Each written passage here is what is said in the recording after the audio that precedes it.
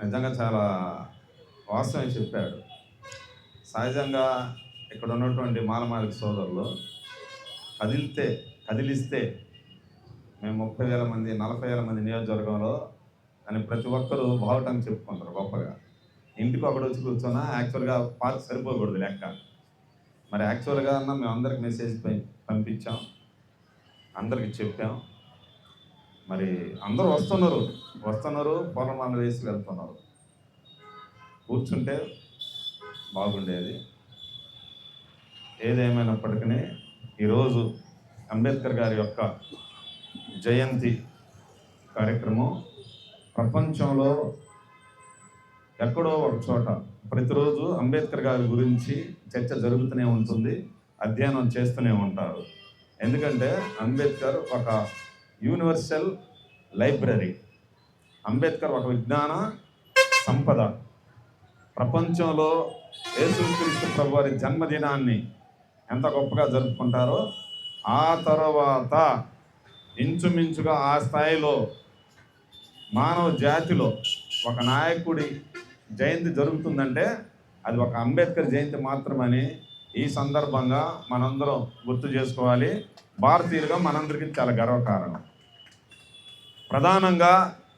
ప్రధానంగా నేను చెప్పదలుచుకున్న అంశం ఏంటంటే, అంబేద్కర్, భారత రాజ్యాంగం వాటి యొక్క విలువ ఔన్నత్యం మనందరికి తెలియాలంటే ముందు మనుధర్మశాస్త్రం అంటే ఏందో మనకు తెలియాలి. 1820 వరకు శూద్ర కులాలు కమ్మ, రెడ్డి, వెలమ, కాపు కులాలను కలుపుకొని శూద్ర కులాలు ఏ ఒక్క కులానికైనా చదువుకునే హక్కు లేదు, ఆస్తులు సంపాదించుకునే హక్కు లేదు, పరిపాలన చేసే హక్కు లేదు, ఏ ఒక్కరికి వాక్ స్వాతంత్రం లేదు. అందరూ మోగజవాలుగానే పడి ఉన్నారు.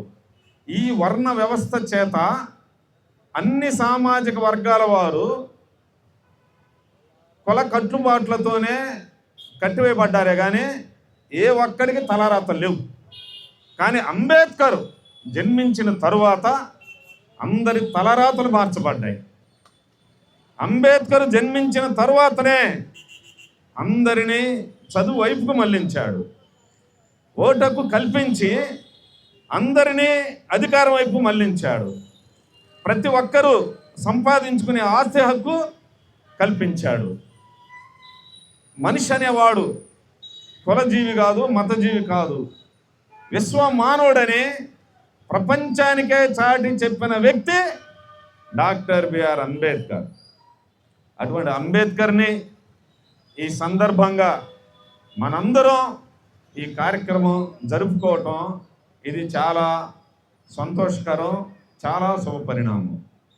అంబేద్కర్తో పాటు అనేక మంది జాతీయ నాయకులు, గాంధీజీ, పటేల్జీ, భగత్ సింగ్జీ, ఇలా అనేక మంది జాతీయ నాయకులు మన భారత సామాజిక వ్యవస్థలో పాతుకుపోయిన కుల వ్యవస్థపైనే తిరుగుబాటు చేశారు. అంటే ఆనాటి నుండి నేటి వరకు అనేక మంది అభ్యుదయ భావాలు ఈ క్షణానికి కూడా ఇక్కడ పాతుకుపోయిన కుల వ్యవస్థ మీద తిరుగుబాటు చేస్తున్నప్పటికీ ఈనాడు ఇంకా కులం, మతం, ఈ పరువు పేరిట భారత సమాజాన్నే అవి సవాల్ చేస్తున్నాయి. భారత సమాజాన్నే విచ్ఛిన్నం చేస్తుంది. ఈ కులాలు, ఈ పరువుల పేరిట కన్నబిడ్డలను సైతం చంపుకుంటున్నారు. ఒక్కసారి ఆలోచించండి.